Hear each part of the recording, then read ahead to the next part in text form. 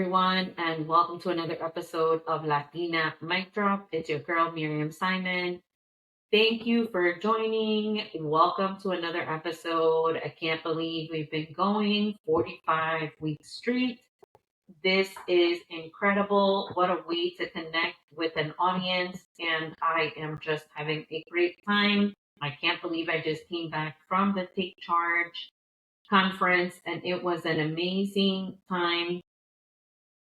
If you have an opportunity to go on a network, I definitely recommend that you do so. Today's episode, we are going to dive into airing your dirty laundry.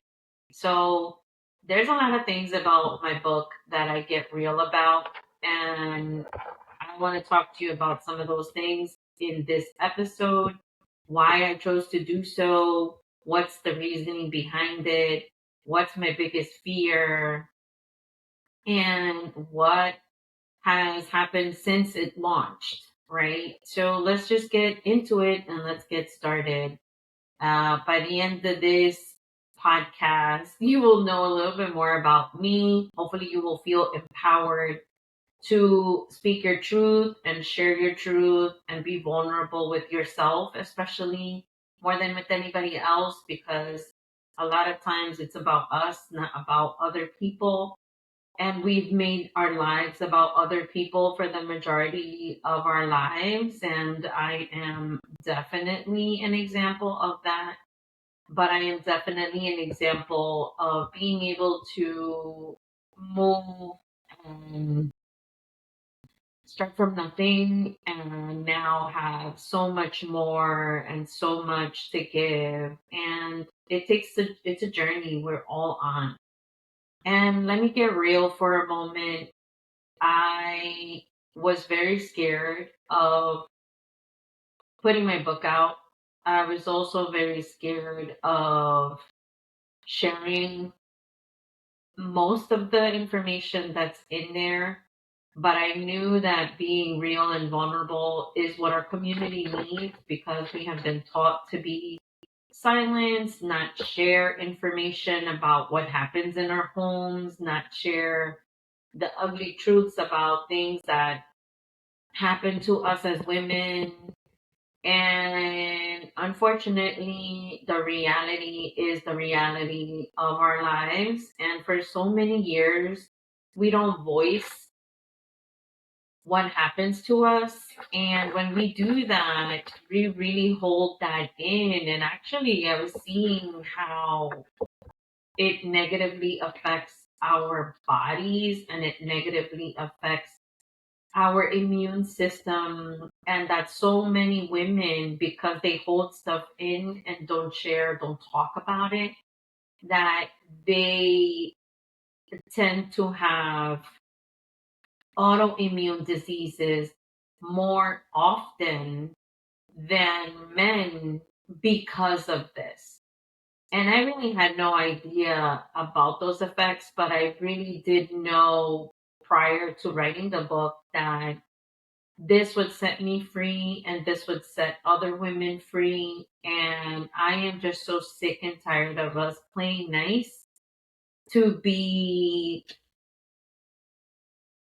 accepted. And unfortunately, so many women are paying the price of playing nice, and that is not cool. So I can tell you that people refer to me as like the rebel, a person who goes against things, and or a person who I don't really see myself as a fighter, but I do have that in me where I've needed to fight for myself and needed to advocate for others and needed to pave the way and needed to show people how to get to where we're going and be the first one to do it and do it with such audacity that people can't, shut me down or can't tell me no.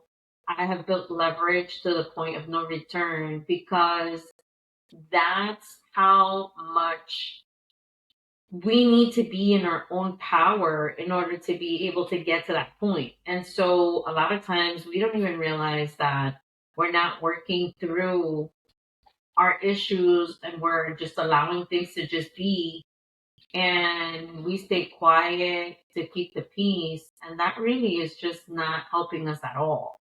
And so, like, one of the truths that I talk about in this book is one, my father's infidelities and the way that my father treated my mother. And now I don't hate men.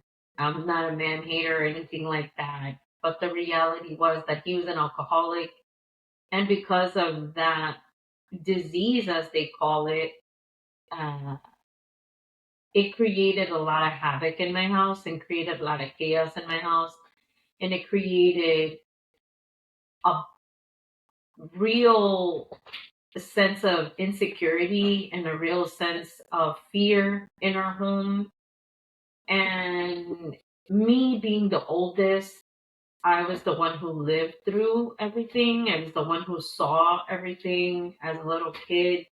I just remember my father coming in and out of the house, my father being locked up, my father uh, being abusive to my mom taking a side to keep the peace, my mom just dealing with it because that's her husband, and even the advice that she would get from family members that would say, you just got to deal with it and let them do what they need to do, and then that's it, right? Like, who the hell lives like that? And I always used to think, like, what the, what? Are you serious? And for me, I just couldn't see how that was a possibility, how that was how life should be. And that's why I wrote about it, because so many of us, like, we don't find out about our parents' infidelities until we're older. And we know shit ain't great. Like, we know things aren't going well. We know they're in and out of the house. We know there's fights. We know there's arguments. We know there's tension, but we don't know why, because they try to keep it from us and they tell us not to. And as kids, we shouldn't know about all these things. But the reality is that we feel it and we see it and we know something is off, but we don't know until maybe like they get a divorce or they get separated and things like that. But like for me, the craziest moment that I can recall, well, one of them that I'll share is like when my father came back from Mexico. I don't know what time it was because he was in and out of jail. He had gotten removed out of the United States and was sent back to Mexico. And then he came back, and he came back with another woman. And the craziest part about this was the fact that I was living in apartment 17 with my mom, and my grandparents were living in apartment 15, same floor, just a few doors down the hall. And out of fucking nowhere, my father appears with this woman, and all hell breaks loose, right? I mean, imagine my mom is married to this guy. It's me and my brother. Um, yeah, my other sisters weren't there yet. And so it's me and my brother. My brother and I spend like 95% of our days at my grandma's house in apartment 15. And here comes my father with this other woman. So then it turns into this freaking war zone. That's how I saw it, because this woman did not like me and did not want me to be at my grandparents' house. And I talk about that because she would tell me to leave and to go. And I'm like, bitch, I was here already. Like, what the fuck do you mean? You leave. And I'm like, why don't you get a job? And this is me being like, I don't know, 9 years old, dealing with this stuff. And I would come after school, go to my grandmother's house and see what she had in the fridge because she always had something to eat. And at my mom's house, we didn't have anything. Like if I had a box of macaroni, which I talk about that too, about how that was the only thing that I could make was a box of macaroni after school, with a little bit of mayonnaise to make it like my cheese per se, and a can of Goya tomato sauce. little bit of olive oil, onion, and garlic. I would put that to fry, then put the tomato sauce into fry, and then add in the macaroni, and that's what I would eat. Because that's what we always had in the house. That was the cheapest thing you could buy. I mean, macaroni back then, I don't know how much it was, but definitely was under $1. And yeah, this woman would always tell me to get the hell out of the house or what are you doing here? And I'm like, I was here before you. What are you talking about? And the craziest part about this was the fact that not only was she there like all the time, but then one day my mom and her end up running into each other in the hallway and they end up fighting with each other. And then my mom comes back home. She's crying. She's upset. The other lady's going to from my grandma's house, upset, whatever. I don't know. All these kinds of arguments and things were going on. And this went on for years because then my sister was born, and then the lady had a daughter or two at the same time. Then a year and a half later, they both had two other kids at the same time. So imagine my father was being with both at the same time, and I had siblings, two of my sisters and two half sisters. So two sisters, my mom and him, and two half sisters, the other lady and him. So imagine like me growing up and seeing this nonsense happening. And I never really sat down to think about the effects of that and how that would make me feel and how that would make me see life going forward and what would be acceptable for me too. And unfortunately, that's why I ended up in that relationship that I did after my friend died, where I was not respected, where I was not, I didn't respect myself and I didn't respect others. And it was not, I'm not proud of it, but at the same time, I recognize why I did it because something that happens to us that we don't even know happens to us is the fact that we end up doing the same thing our parents did because it feels familiar to us because we've seen it and we think it's okay and it's not okay, right? You know it's not okay, but because it's familiar to you, then you do the same thing. And that's what happened. And that's what happened to me. And I had to unlearn a lot of bad behavior that I had seen. And unfortunately, I learned the hard way instead of learning from their mistakes. Now I'm older, obviously. Now it's 30 years later, right? 40 years later, and I am not in that same frame of mind.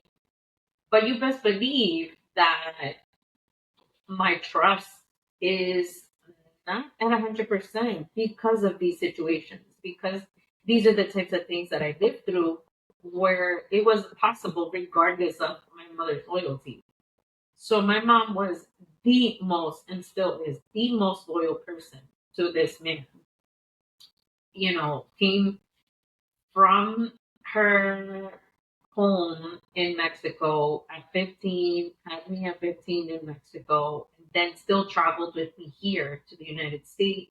Didn't leave me behind. She has been with us the whole time. And she has always been our mother. And even though I don't speak to her right now because of my LGBTQ plus, and because she doesn't really see eye to eye with me, and it's a little bit hard to be able to be with her. I'm always grateful for her not keeping me over there and not and bringing me with her because it could have been totally different. And I don't know, she just didn't know better and she just brought me with her, or was it her loyalty to her family? Because that's what we're taught, right? To have loyalty to your family. And that's why a lot of the things that I wrote in the book felt like I was betraying myself, my family, because I was airing out our dirty laundry and writing about it. But so many people, so many young people live through this kind of stuff, right? Live through infidelities, and you think it doesn't affect you. It's always cosas de grandes, right? It's adult things that you're doing, but the reality is that it does negatively affect our children. It does negatively affect our how our kids see us, what they feel, how they're doing, how they act, how they react later, how they will act with other relationships. And I'm cognizant of the fact that there has been, uh, the cycle does continue in a way because of the inability for me to move beyond those feelings that I had because my mom was so loyal to him and he betrayed that loyalty. And obviously, other people are not like him or not him, but just having been through it and experiencing those is something that I've needed to work through. So to the point where, as I was writing this book, I needed to go to therapy and I needed to talk about it with somebody else who can help me, give me strategies and tools so that I can go ahead, right? And now I'm at 45 years old, I'm over here going through perimenopause and all these other changes. And so there's a lot of things that come into play as we're growing up, as we're getting through life. And me admitting and writing about this is so that other young women, other young, even women who are in these situations, or even women who are older or who had kids like me young, can see themselves and can say, you know what, this is true. This is what happened to me. And I didn't realize I was making the same mistake as my mom did. Like, I didn't realize I was repeating the pattern until somebody made me aware of it. And so I realized, holy moly, holy shit, really. What in the F am I doing? Like, how am I making this a reality? And why am I doing this? Why am I acting this way? Why do I see things this way? And really, those are some traumas that we really need to validate. We really need to have ownership of and recognize where we are in it and how it does negatively affect us and our kids and our families. And really go ahead and take a look into those things and get the help that you need and talk to people that you feel safe with. Not everybody is going to be the person that you're going to share this with, right? Not everybody. I mean, my wife knows everything, but not everybody else. And it's not easy to go through this with somebody who loves you, with somebody who's loyal to you, with somebody who is the person that is doing everything right, and your brain is constantly thinking, oh, everything is wrong. Things are not right. Things are wrong. Things are wrong. Imagine me, I was 9 years old, had seen this plenty of times. All I saw was negative. All I saw was bad behavior. And I was surrounded by it 24/7. Like, it was either arguments, it was mental abuse, physical abuse, sexual abuse, all kinds of things. And our neighborhood wasn't safe. It was not that easy for me to feel safe anywhere I went. If I went down the stairs, I had to pay attention to who the hell was in the hallway, right? There were people out there smoking weed. There were people out there who were drunk. There were homeless people. There were all kinds of people. When I went down, I was just going downstairs. When I went outside, then I had, even going downstairs, there were boys that liked me, boys that would stop me, boys that would tell me this and that, and boys that would like try to talk to me and wouldn't let me pass and would be like, asking for dumb stuff, like give me a kiss and I'll let you pass. And I'm like, no, bro, like get out of here. I need to get through, right? Um, Things like that. Then you get out into the street. Then you're out in the street and you're like, oh, you have all kinds of people out in the street. You have gangs out there, you have opposing gangs, you have just all kinds of people out there who are just trying to survive and who are in this survival mode 24/7. People who are looking to steal from you because they don't have and they need to get so that they can eat, or they need to get their drugs or whatever, for whatever reason it was. And I think that's why too I became one of the most compassionate people ever, because I did see how people were suffering, and I did see how people were in survival mode, and I did see how sad it was within our neighborhood. But I also did see like happiness. My grandma and my grandpa were together the whole time. And they were people who were hardworking, who had everything. They didn't drink or anything like that. So they were more focused on taking care of us and taking care of my family, taking care of their relatives, making sure that everybody, when they came, they felt welcome. So I was around that too. So you see both, and that's why the book is called Tattoos and Pearls, because I wanted people to see that yes, there's ugly truths that we live, but there's also this wisdom that comes out of it, and there's also this other side that you need to take a look at and recognize that it is wisdom. There is wisdom around you. There are good people around you. There are good things that can happen to you. There is possibility. There is hope. Like my grandmother taught me that. My grandmother taught me hope, uh, looking up, like how collaboration. She would always say, yo tengo poquito y tu abuelo tiene poquito, but together it's a lot, right? Like, so she has a little bit, my grandpa has a little bit, but together it's a lot. And that's actually how they got together. And my grandma would always say, like, collaborate with people, collaborate with your family. Like, that's why we have this real family oriented type of values that we have, and we should look at that as a competitive advantage, especially us that are working here in the United States or wherever you are and you're tuning in. Like, that is a competitive advantage that you can actually take advantage of. Like, some people are very selfish and to the point where they only see themselves and can't see beyond that. And because we can see beyond that and we can work with other people and we can collaborate, and we do those quinceañeras parties, about these or parties, right? You have like 1,000,001 padrinos who come, and technically it's not that many, but 20, 30, depending on everything. You get them to come and help you out, and it's a community that really comes together. It's your tatarabuelos, your primos, your cousins, right? They all come together, and so there's always there's always the dark side and the light side, and being able to navigate both is important. And I think that so many of us have been taught to just speak about the good stuff and only say the good stuff. But in reality, the bad stuff and the negative stuff and the things we've been through that have been tough are those things that are going to help us navigate the world today, right? They're going to help us be resilient. They're going to help us get beyond where we are. Because imagine carrying that inability to trust in the workplace, with other people, with your leaders, as a leader, that doesn't help. And I had to navigate that. I had to learn to reframe and rethink the way that I think. And I had no idea that all of this stuff was a reason for it, right? And as our parents are going through it, like, they're going through what they're going through, and I really don't blame them.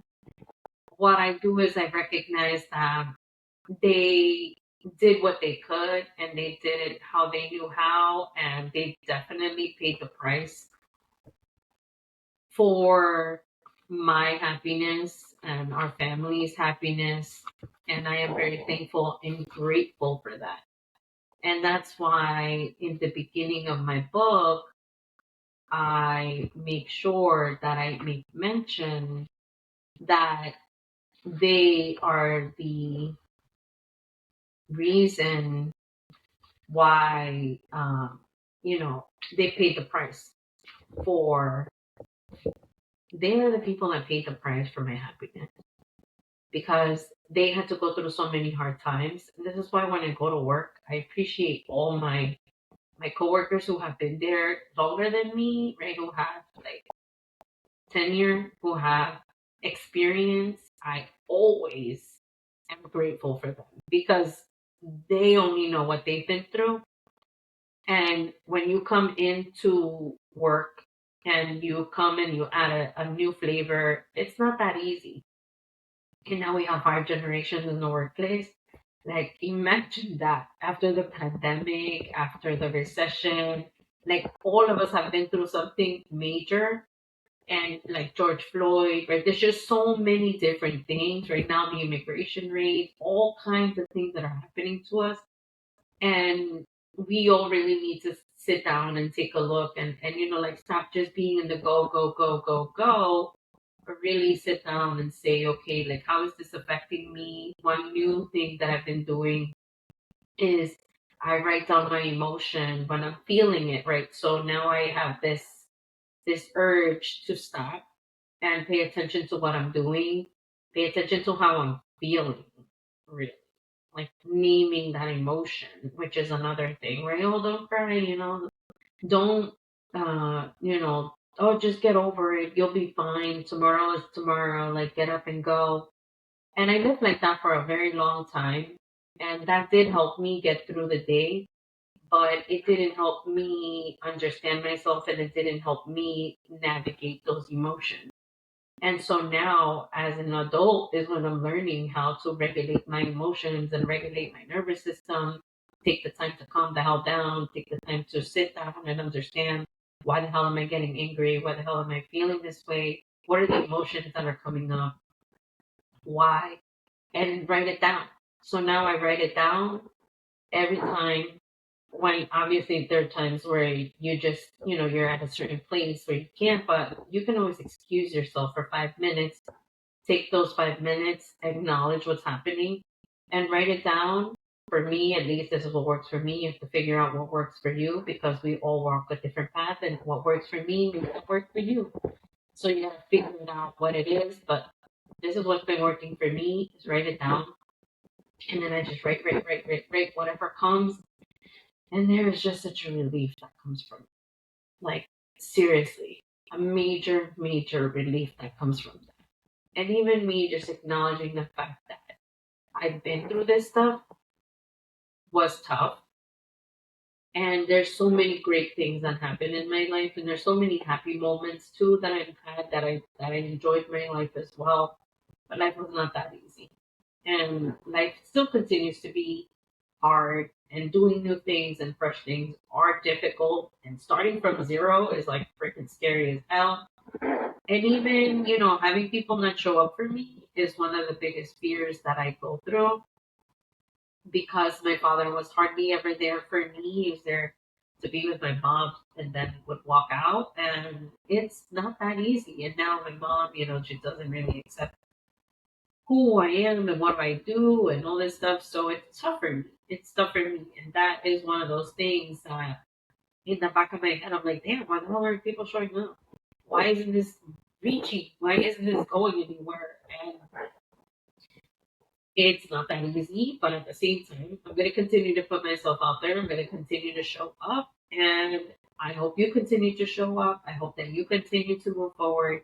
I hope that you see that, listen, we may have had traumas, we may have had different things that we may need to unlearn, but there are people who can support us. And it could be your spouse, it could be your kids, it could be your and kids definitely shouldn't carry the weight of our nonsense, of our traumas, of our stuff. And it's hard not to separate it from them, but it definitely is something that we should work on and we should pay attention to and we should see how it affects our children. And getting help elsewhere is or talking to somebody else who you can see. There's so many ways that we can get validation of what we're going through and so many different ways that we can get help in what we're dealing with. And there's social workers, there's teachers, there's mentors, there's sponsors, there's therapists, and get the right person. Like sometimes it takes some time to find the right people. Right now, the days like that's why I became a coach because I wanted to be able to work through these things with people and help them navigate whatever it is that they may be experiencing so that they can unlock it and go to the next level, which is what somebody helped me do. And that's why now I'm here where I'm at. And a lot of people just like to sugarcoat it. And I'm not one of those people. So I hope you enjoyed this episode of Latina Mic Drop, Tattoos and Pearls, combining street wisdom with corporate strategy. All of this has helped me be the leader that I am, has helped me to show up for people that I show up for, and has helped me navigate the cutthroat world that I live in. And guess what? I'm not scared. I'm not fearful. I'm happy. I'm excited. I'm a risk taker. I can speak the truth. I can help people that need help. I advocate for those that need to be advocated for. And here we are doing the best that we can in the environment that we live in the circumstances that we have, and we can create our own journeys, which is what I've been able to do, and I hope that you are able to do too. If you need some help or you want to chat, you want to talk, you want a coffee, chat with me, feel free to do so. I'll put it in the link. Get my book, Tattoos and Pearls. Start taking a look at, what are those similarities and differences, and how we can through our life experiences help each other out, because our life experiences are priceless. Yes, we can learn a lot through development programs. Yes, we can learn a lot through those strategies and tools that people show us. But the reality is that we are living life. We are living life. We are human beings. We are complex individuals. We are surrounded by different circumstances. We all are on our unique journey, and we should honor that and honor you. So have a great one. Talk to you next week. See you on the flip side. It's your girl, Miriam Simon. Check you out. Bye.